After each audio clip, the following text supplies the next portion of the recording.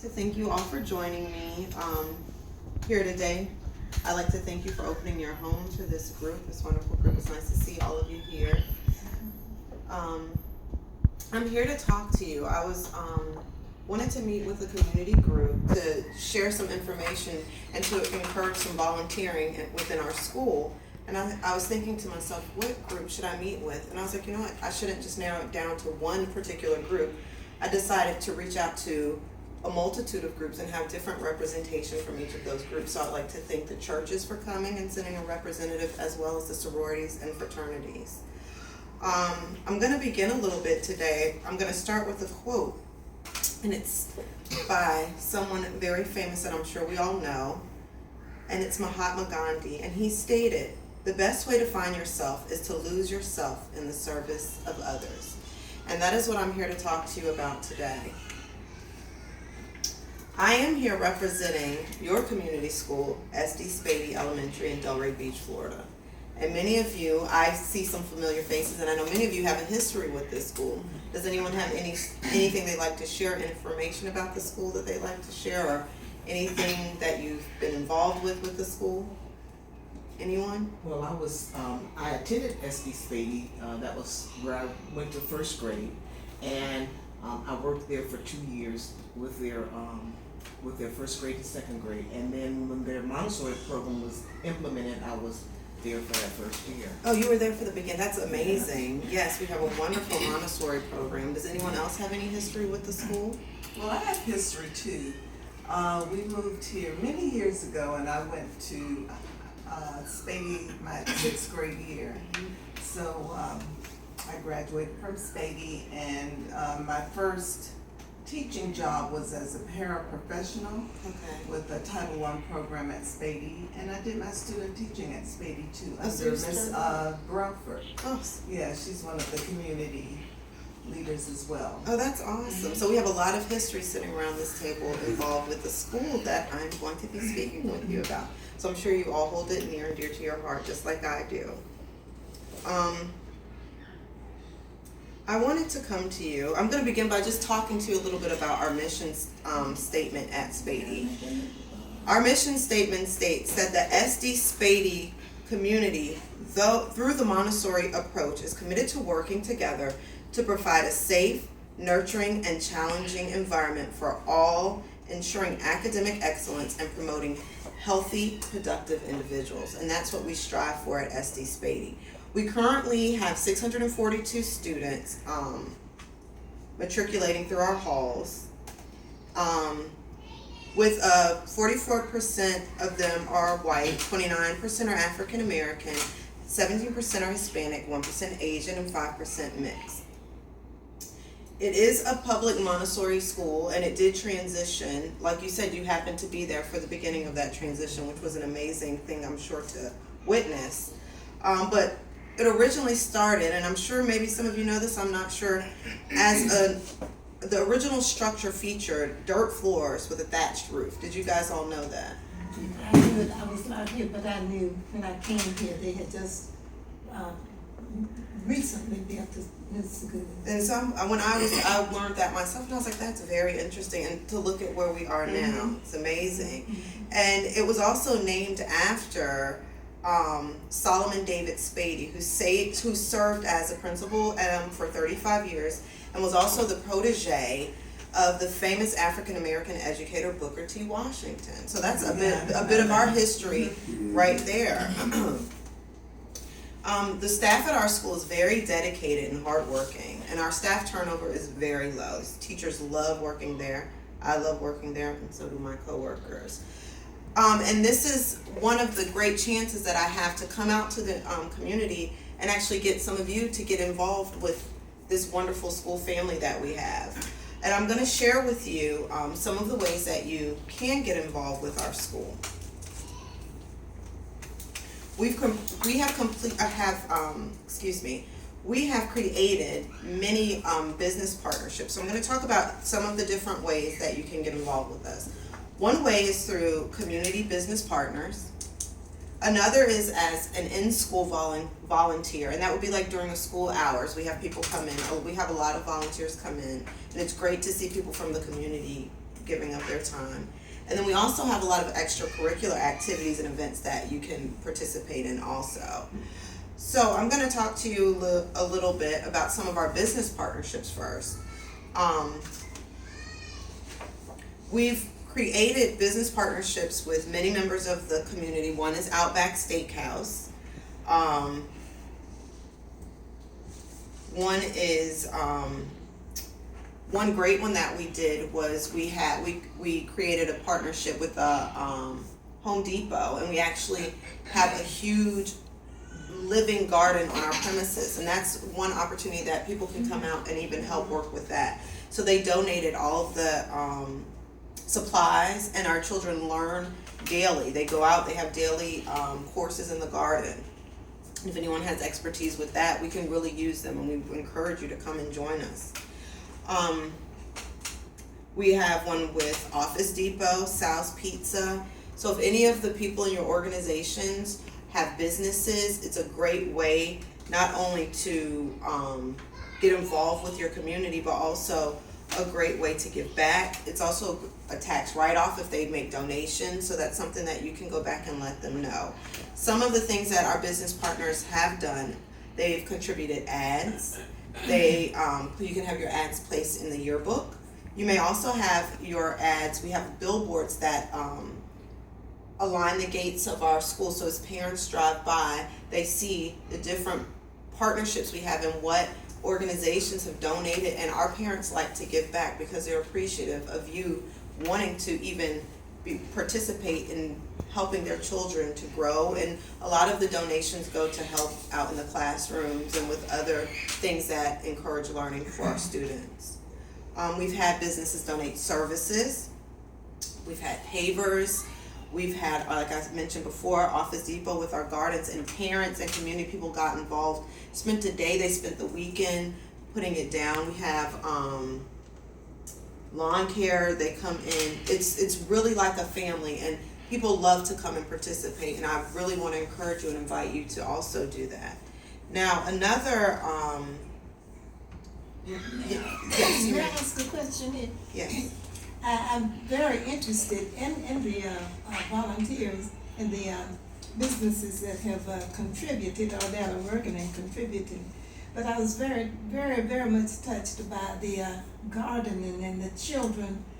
What do the children, how is the foods or whatever they do, how are they used in school? What we've done with our garden is each class has plots. So some classes share a plot, and we allow, because it is Montessori, it's all child based and child centered. We allow them to pick which crops they want to grow.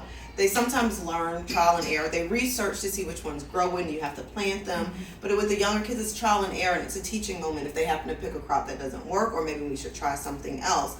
But the classes are divided. They have their plots, and they harvest their fruits and vegetables. They trade with different classes if they have things. Can make salads. They, different things. We've even had one year they planted like the Italian garden, so they had all the herbs and everything that they needed to make certain foods, and they made spaghetti. They did ratatouille. So they had that was their their big thing, the Italian garden. So in every class in the school is required to have a garden. So every teacher, everyone has a garden. But it is sometimes hard to keep that up. So it's great when the volunteers come in and help with the classes, because they can take certain students, work with them, maybe clean it up, the weeds and different things like that. And it's relaxing. It's a great, our campus is beautiful, so you can be out there just relaxing and picking weeds for the day and helping out in your community. So it's a great way to give back. And you may take some of the harvest if you would like. I'm sure the children are happy to. They love to share. Yes, they would love to share with you. They're excited just to see that they've done something, with their own hands.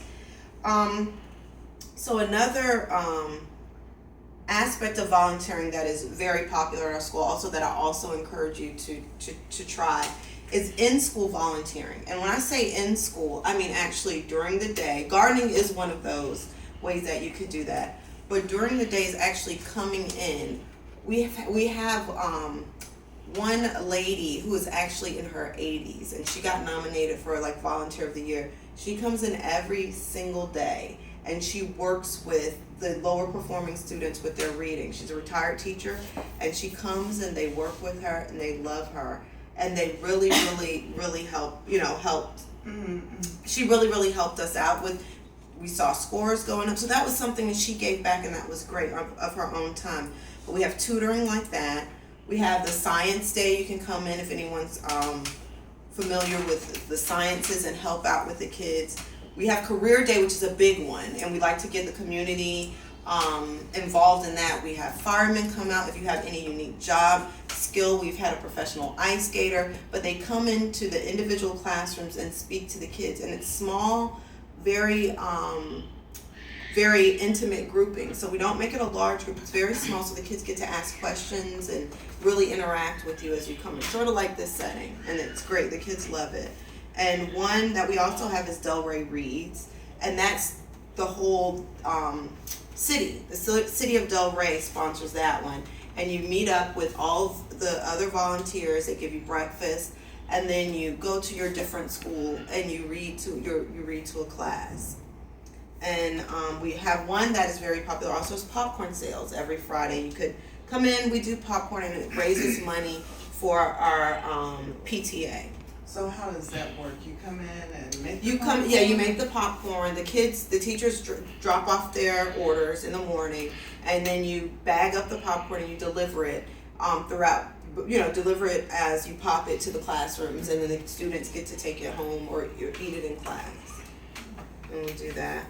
Now another means of also volunteering. There's a sponsorship, which is a great one.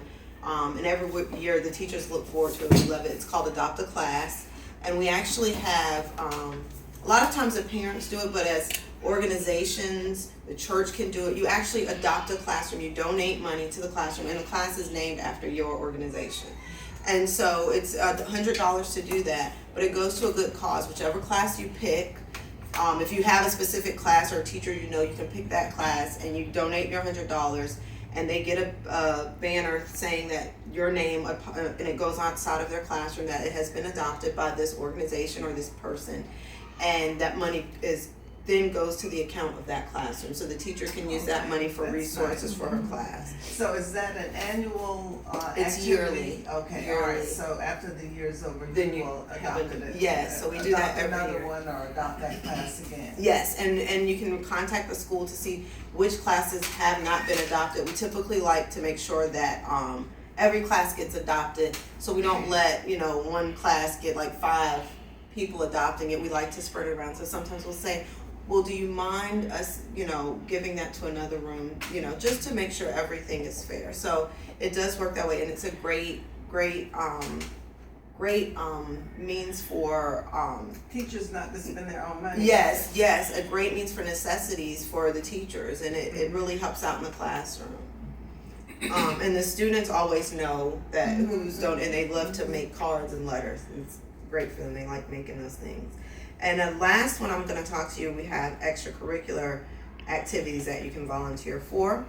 Some of those you may know about. Garlic Fest. Who knows the Garlic Fest here in Delray Beach? It's a big one. Just had it. Yes, well, we always have a booth at the Garlic Fest. Yeah, I've never been. We always have a booth at the Garlic Fest, and the proceeds go directly to the school. So when we have the booth, it's nice. The city gives it to us to make money. I think the schools alternate. So we just need volunteers in there to serve drinks, and it's the drink booth.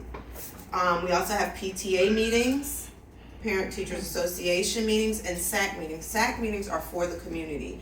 This is your community school. It's important for you to come out. You can know what's going on. You can make suggestions and have a voice with your school. This is your school. You all have a history here. And that's on the last Tuesday of every month. Some other things are fundraising. We always need fundraising. Schools always need to get as much means as they can to provide for our students. So there's always ongoing fundraising that you can help out with. We have a winter dance every year, and we have the Heroes for Education 5 run, which is a lot of fun, and you get splashed with fluorescent colored paints as you run and do the 5K run, and that makes money for the school also. So these where's are, that held, excuse me? that is held actually at the school on our field, and they make a whole obstacle course for you. And the kids are there, and the adults participate, and it's just a lot of fun. A lot of fun. So who gets the paint thrown at them? Whoever's Kids or run, the everybody. everybody. So you come wearing your white and you glow. You're gonna be glowing. They have the glow lights and everything. So it's a great activity that we all love to do. So those are just some of the few ways that I would love to have you come and experience by volunteering through some of these ways.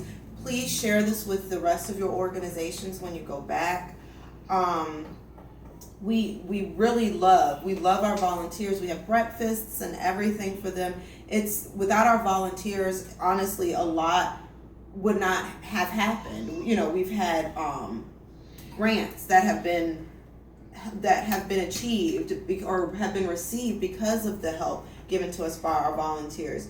We have had awards from the wellness incentive because volunteers came in and helped us get it together. So you guys are so crucial to us maintaining the great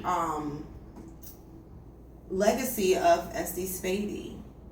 So are there any questions about anything that I've said? I will give you all a copy of my PowerPoint so that way when you go back to your organizations you can pinpoint exactly what I said. But are there any questions? Excuse me. The Delray Reads program or the volunteers for that, do we go to the city? I think you said it was sponsored by the city. Yes. Okay, do we go to the city, someone in the city to? The way that the Delray Reads works is like this. You go online and it's going to give you the dates. You log in and you pick your school. It's any school in Delray Beach that you can volunteer to read at, the high schools, the middle schools, the elementary schools. So you pick your school, and then they're going to give you you'll be assigned your class when you get to the school. And if you do know a teacher or a student, they like to place you in those rooms so they can be surprised when you show up. So you can let someone at the school that you chose, you can let the office know, and they will try to make sure you're in that classroom. And it's usually a surprise for the teacher. I've been surprised. I've actually been on the other side, and I actually surprised my daughter and her teacher as the reader one year when I was on leave. So I never got to experience the breakfast and everything, but I actually went, and it was so moving. I left there in tears. It was an amazing presentation by our city. It was great, really nice. So, any more questions? The volunteering of the garden, is that daily or monthly or weekly? It's whatever you can come. You know, we have people that just pop in. The only thing that I ask that you do if you do want to volunteer is go and pre-register in our computer. We have a system. Once you're in the system, you just walk into the office, they type in your name, give you a sticker, and you just go. So how do you pre-register? You go in, they're going to do a background check. So when you go in, they're going to take your driver's license and they put it through a data system. I'm not sure of the exact number of days. I think it'll go pretty quickly. It might be a week or two. And once you're all cleared, then you can come onto campus at any time and let them know I'm volunteering with the garden. And you go to the garden and you get out there. And it could be any time between 7:30 until 5 o'clock. You can come on your own and just do that. And we really appreciate it when we have parents come out, because our time in the garden is limited to gardening time. So sometimes the weeds are still left, and so we try to get out there and get everything together. But it's a great thing.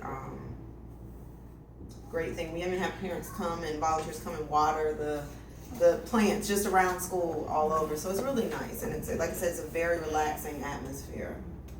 Well, you know something, I'd like to say that you certainly have enough areas at the school so all of us can roll up our sleeves and be a volunteer,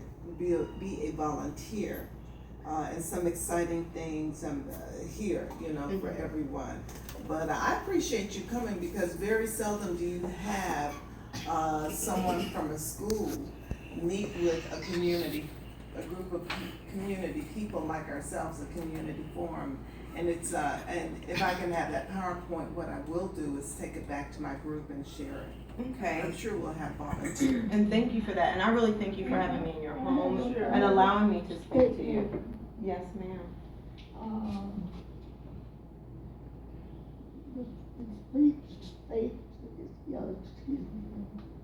The state,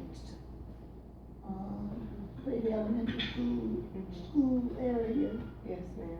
had its birthday later today, and it's Ruth, what birthday it started at Oh, at near Spain? yes, he took up.